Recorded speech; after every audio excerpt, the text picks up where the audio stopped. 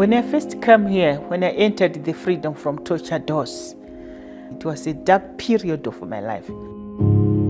The first thing I saw was flowers in the reception area and the fountain of water running. That alone made me feel a bit lighter because I love green plants. Where I was born and grew up, I grew up on a farm. So when I saw my therapist, she said, I know where you would love to be in the gardening group. I think nature speaks to us. And I think nature, it has got natural healing things in it.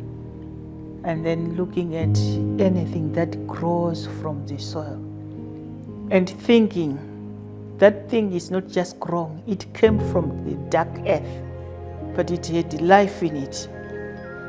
So it fought all that gravity and came out. So I love nature. It helped me to come out of all the things that I was submerged with, a lot of dirt, weeds, to say trauma, torture, all those things. But those things were a part of my life. But they were all pruned away, taken away from my life. One by one, I began to feel lighter from like that dark soil. It came out, it began to see the sun, smell things, the rain coming down, soaking it. It began to enjoy its life. That's why we see so many beautiful flowers. It's a healing thing. It heals me. Horticultural therapy is a really good intervention, partly because it doesn't rely so much on words.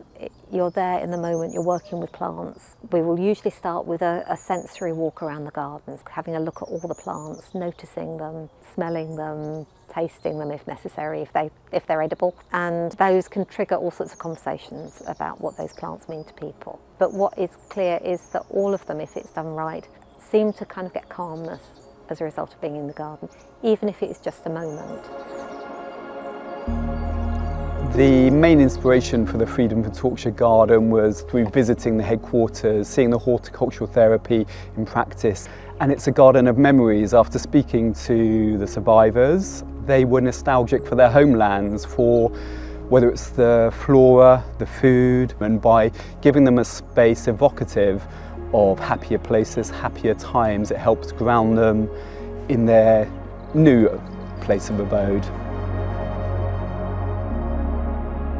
We are very much looking at plants that are adapted to drought-tolerant, low-fertility soils.